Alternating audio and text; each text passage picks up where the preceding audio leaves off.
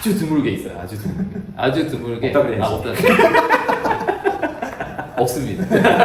아.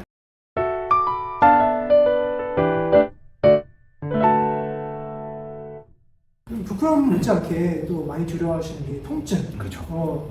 이 수술을 하고 나면 너무 아프지 않을까. 대변 볼 때마다 아프다. 뭐 사실 요즘은 SNS나 아니면 뭐 유튜브 뭐 이런 어떤 직접적인 어떤 경험담을 직접 볼 수 있으니까 오히려 집에 겁먹고 병원 못 찾아오는 그런 계기가 되지 않을까 생각되는데 통증이 얼마 정도고 그리고 어떻게 조절하면 되는지.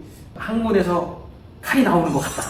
대변을 볼 때 그런 통증들 막 얘기하잖아요. 제가 생각하기에는 사실 항문은 워낙 예민한 곳이기 때문에 항문 수술 후에 사실은 안 아프다 하는 거는 좀 거짓말인 것 같고 아플 수밖에 없다.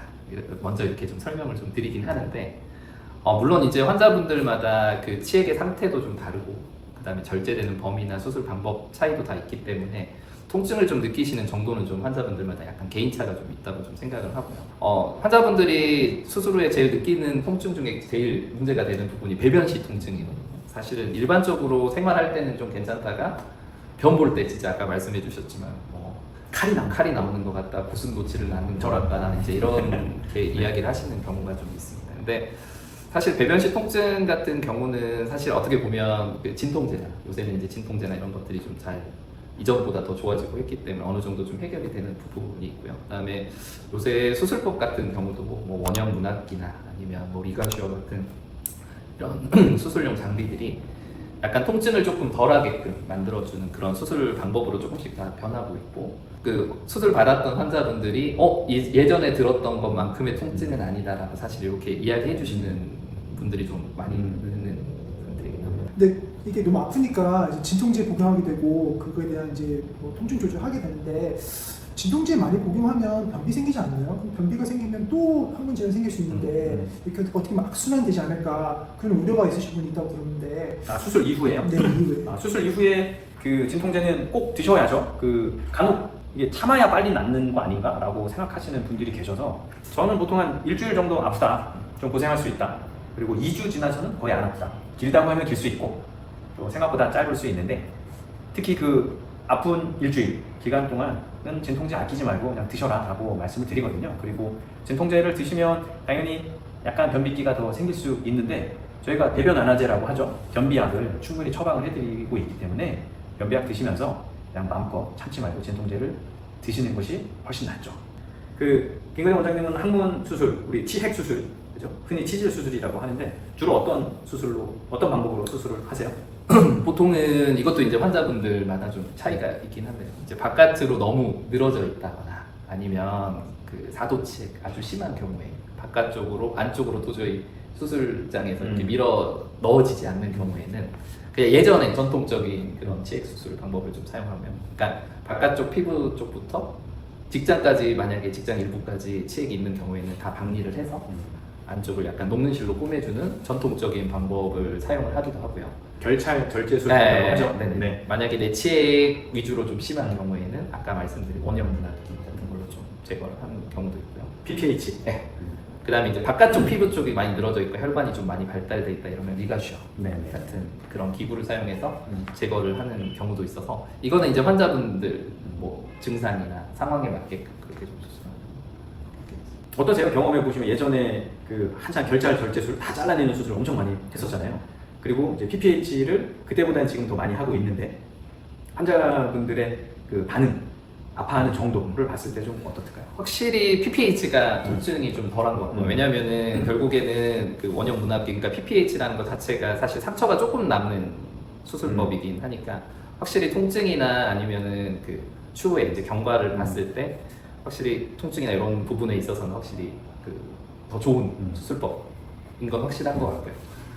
이제 물론 그 전통적인 수술 방법이나 이런 것들도 사실 경과나 이런 것들은 모양이나 이런 부분에 있어서는 괜찮기는 한데 환자분들이 이제 낫는 과정이나 이런 것들이 조금 시간이 더 오래 걸리는 경우가 있고 그 다음에 항문이 조금 좁아지는 약간 그런 항문 협착의 문제가 좀 발생을 하기도 하고 확실히 그 기존 수술 방법보다는 환자분들이 그렇다 아예 안 아픈 건 아니지만 좀 예전 수술과 비교했을 때 좀 덜 아파하는 거는 확실하다. 치액 수술하고 나서 이제 통증이 많이 걱정이 되시잖아요. 그런데 첫 번째는 이제 수술 방법을 어떤 걸 선택을 하느냐, 그리고 수술 이후에 환자분들께서 이제 일단 좌욕을 좀 많이 해주셔야겠죠. 그게 항문의 긴장을 풀어주면서 통증을 완화시켜주는 효과가 있고, 배변을 혹시라도 단단하게 보면 아플 수 있으니까 그 배변 완화제, 변비약을 복용하셔야 되고, 이 통증을 관리하기 위해서 할 수 있는 방법들이 굉장히 많이 있어요. 그래서 생각보다 많이 아프실 수도 있지만 또 걱정했던 것보다 좀 덜 아픈 경우들이 많다, 그렇게 생각을 하시면 될 것 같습니다. 척추 마취하고 나면은 뭐 다리에 감각이 떨어진다든지 뭐 운동 장애가 생길 수 있다고 생각하시는 분들이 있는가 하면, 뭐 남성분들 같은 경우에는 뭐 나중에 혹시 성생활에 문제되지 않을까 그 우려하시는 분들 계시다고 들었고, 그래서 요즘도 척추 마취 많이 하고 계시나요? 일단은 저희 병원에서는 지금 현재는 척추 마취는 없고요. 일단은 부분 마취로. 대부분 척추 마취로 하죠. 그쵸, 대부분. 그쵸. 네. 근데 뭐 척추 마취가 나쁜 건 아니에요. 그러니까 당연히 이제 척추 마취의 이제 장점도 있고. 척추 마취를 했을 때 어떤 문제들이 생길 수 있을까요? 제일 중요한 거는 사실 소변 문제죠. 수술하고 나서 소변이 일시적인 거죠. 네, 일시적으로 소변을 좀 못 보는 경우. 소변이 안 나올 수 있다. 마른 느낌 있는데 안 나오는 안 나오는 그렇죠. 거죠. 네. 그럴 때는 약간 소변줄로 빼준다. 돈요관을 넣어서. 그렇죠. 네. 소변줄로 빼준다거나 이런 경우가 가장 흔한 그게 있을 수 있고요. 그렇죠. 근데 간혹 가다가 또 이렇게 문제가 되는 경우에 이렇게 척추 마취를 하다 보면 레벨이 올라갈 때가 있어요. 그러니까 마취의 이 수준이 위로 올라간다는 얘기죠. 그럴 때는 그 호흡을 잘 못한다. 아래쪽만 마취를 해야 되는데 위에 호흡하는 근육까지 마취가 되면서 호흡에 좀 문제가 생길 수 호흡이 있다는 거죠. 떨어진다거나 약간 이런 경우가 좀 생기는 경우가 조금 드물게는 좀 있어서. 저희 병원은 척추 마취를 안 하고 국소 마취. 국소 마취라는 게 항문에다가 직접 마취 주사를 넣는 거죠. 많이 아프지 않나요? 너무 아플 것 같은데, 그죠? 네. 엄청 아프죠. 당연히 아프죠. 한 주사를 한 10방씩 넣잖아요. 보통 그래서 이제 네. 수면을 시작을 하고요. 내시경 할 때 하듯이 수면으로 진행을 하고. 그러면 환자분들이 수술할 때 마취할 때 너무 아팠어요. 막 그런 얘기를 나중에 하진 않으세요? 아주 드물게 있어요. 아주 드물게. 아주 드물게. 없다 그래야지. 없다. 없습니다. 그런 경우는 없고요. 네. 거의 드물게. 네. 좀 아팠다. 아팠다. 그러니까 내시경 할 때 이렇게 마취가 잘 안 되는 분들이 있잖아요. 그런 분들이 약간 기억하시는 경우가 좀 있고. 근데 그런 아주 드문 경우를 제외하고는 전혀 기억을 못 하시는 수술 중 상황이나 이런 것들을 전혀 모르시는 경우가 대부분이다. 네네. 그 환자분들이 이제 수술을 어떻게 보면 뭐 시간도 내고 통증도 어떻게 보면 감안하고 두려움을 이겨내고 수술 받으셨는데, 또 걱정되는 게 혹시 또 생길까봐 재발률 상당히 높은가요? 사실 제가 생각하기에 재발률은 딱히 정해진 건 없는 것 같아요. 그러니까 물론 치액 수술 후에 치액이 당연히 재발을 할 수 있어요. 근데 왜냐면 우리가 사실 치액 수술이라는 것 자체가 그 치액 항문 쪽에 있는 정상적인 혈관 조직 외에 비정상적으로 약간 늘어져 있는 치액에 있는 혈관 조직을 제거를 하는 거기 때문에, 또 잘못된 이제 배변 습관이나 항문 관리를 또 잘못했다거나 일반적으로 심하게 재발을 하거나 이런 경우는 조금 드물긴 합니다. 근데 굉장히 이제 환자분들한테 수술 후에도 저도 이제 설명을 하게 되는데, 화장실에 너무 오래 앉아 있지 말라, 아니면 배변 시 너무 그 항문에 힘을 주는 시간 자체를 조금 줄여라, 이렇게 이야기를 하고, 남자분들 같은 경우에는 특히나 이제 음주나 이런 것들은 조금 절제를 좀 해라, 항문 쪽이 불편할 때는, 이렇게 꼭 설명을 좀 드리는 편이긴 합니다. 담배는 어떤가요?